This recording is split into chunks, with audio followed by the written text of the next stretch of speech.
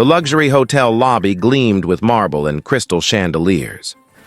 Marcus Whitmore sat in a leather chair, reviewing contracts on his tablet. As CEO of Whitmore Industries, he had exactly 20 minutes before his next meeting, a potential merger worth hundreds of millions. He'd chosen this hotel lobby specifically because it was quiet, exclusive, controlled. A small voice interrupted his focus. "Excuse me, mister?" Marcus looked up to find a little girl standing before him.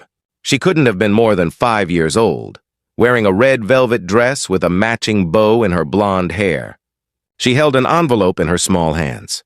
"I'm busy," Marcus said curtly, returning to his tablet. "Please," the girl persisted. "Can you read this letter? It's very important." "Where are your parents?" Marcus asked, annoyed. "You shouldn't be bothering hotel guests." "My mommy is talking to the doctor over there." The girl pointed across the lobby where a woman was speaking urgently with a man in a white coat. "But I need you to read this now. Please." Something in her urgency made Marcus pause. Against his better judgment, he took the envelope. "Fine, what is this?" "It's my letter." "Can you read it out loud?" "I can't read yet. I'm only 4. Marcus opened the envelope and pulled out a piece of paper covered in crayon drawings, butterflies, hearts, stick figures.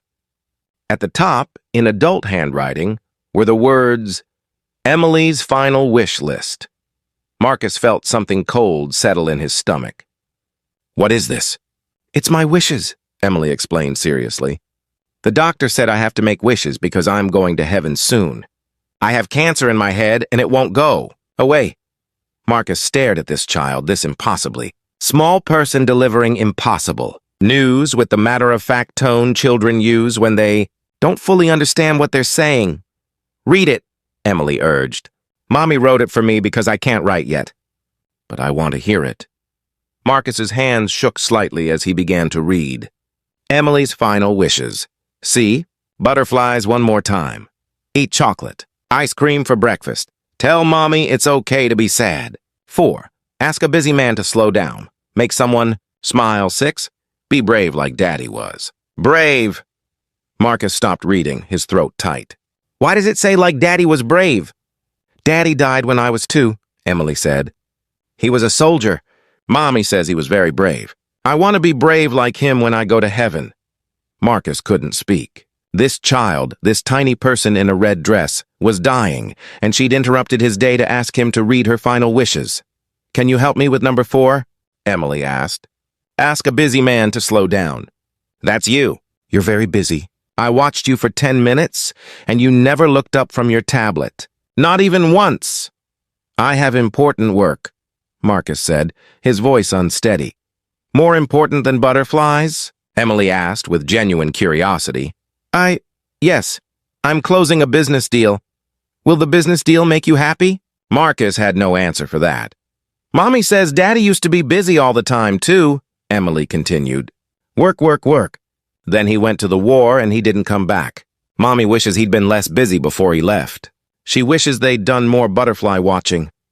Marcus felt tears threatening, something that hadn't happened in years. "What do you want me to do?" "Slow down," Emily said simply. "Just for a little bit. Look around, see things. I'm running out of time to see things, so I see everything now. But you have lots of time and you're not looking at anything." Across the lobby, Emily's mother noticed them and started walking over, apology already on her face. "I'm so sorry," she said, reaching them. "Emily, sweetheart, you can't bother people." "Sir, I apologize. She's been asking strangers to help with her wish list. We're here for a consultation about—" Her voice broke. "I'm so sorry for the interruption." "Don't apologize," Marcus said, surprising himself. He looked at Emily. "You want to see butterflies?" Emily nodded eagerly. Marcus made a decision that would have shocked everyone who knew him. He closed his tablet, canceled his meeting with a quick text, and stood up. "There's a butterfly conservatory 20 minutes from here. I've driven past it 1,000 times but never stopped. Let's go see butterflies." Emily's mother looked stunned. "You don't have to—" "I want to," Marcus said and realized he meant it. "If that's okay with you." They went to the conservatory. Marcus, Emily, and her mother Sarah. Emily was enchanted.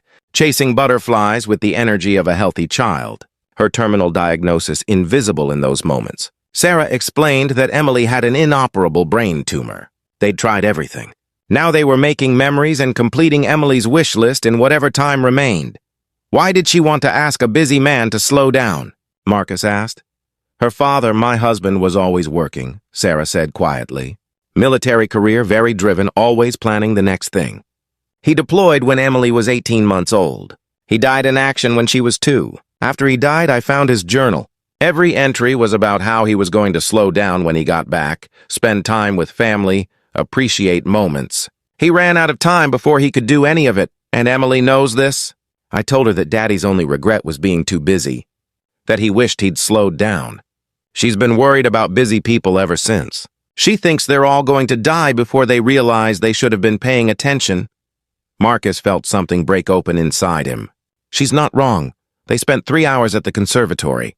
Emily showed Marcus her favorite butterflies, explained why some were prettier than others, made him hold still so a butterfly would land on him. When one finally did, a blue morpho butterfly settling on his shoulder, Emily clapped with pure joy. You slowed down and the butterfly came, she said. That's how it works. You have to be still. On the drive back, Emily fell asleep in her car seat, exhausted but happy. Thank you, Sarah said. You didn't have to do this. You had a meeting. The meeting can wait, Marcus said. This couldn't. He asked if he could stay in touch, if he could help with the other wishes. Sarah, surprised and touched, agreed. Over the next 2 months, Marcus helped Emily complete her list. He arranged for her to have chocolate ice cream for breakfast at a fancy restaurant. The chef made it special. He was there when Emily told her mother, "It's okay to be sad," watching Sarah cry while holding her daughter.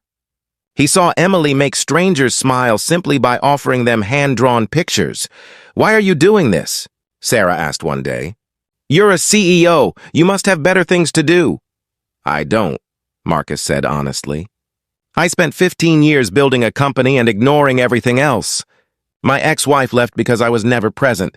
I have no children, few friends, a calendar full of meetings about things that don't actually matter. Emily asked me to slow down, and I realized I'd been running for years without knowing where I was going or why." Emily's condition worsened. One evening, Marcus visited her in the hospital. She was weak but still determined to complete number 6 on her list. Be brave like Daddy was brave. Are you scared? Marcus asked gently. A little, Emily admitted. But Mommy says being brave doesn't mean not being scared. It means doing hard things even when you're scared. Your daddy would be very proud of you. Do you think you'll be brave now? Emily asked. Will you keep being slow? I promise, Marcus said. You changed how I see everything. Emily smiled. Good, that was my secret wish, number 7. I wanted the busy man to stay slow forever. Emily passed away 3 weeks later, surrounded by her mother and nurses, with butterflies painted on the hospital room walls that Marcus had arranged. At her funeral, Marcus gave a eulogy that shocked everyone who knew him. Emily interrupted my day 2 months ago, he said. I was annoyed. I was busy. I had important meetings and business deals and a calendar full of things that seemed urgent. She asked me to read her final wish list. Number 4 was, ask a busy man to slow down. She chose me, a stranger in a hotel lobby who couldn't even look up from his tablet. That choice saved my life. He explained how Emily had taught him that being present matters more than being productive, that butterflies and ice cream and hand-drawn pictures are more valuable than any business deal. That running out of time is only tragic if you never stop to see what you were running past. I can't get back the 15 years I spent rushing, Marcus said. But because of Emily, I won't waste the years I have left. She asked a busy man to slow down. I slowed down. And in slowing down, I finally started living. Marcus restructured his life completely. He stepped back from daily operations at his company, appointed a COO to handle routine matters. He established the Emily Foundation, supporting families of children with terminal illnesses. He volunteered at children's hospitals, reading to kids, sitting with families, being present.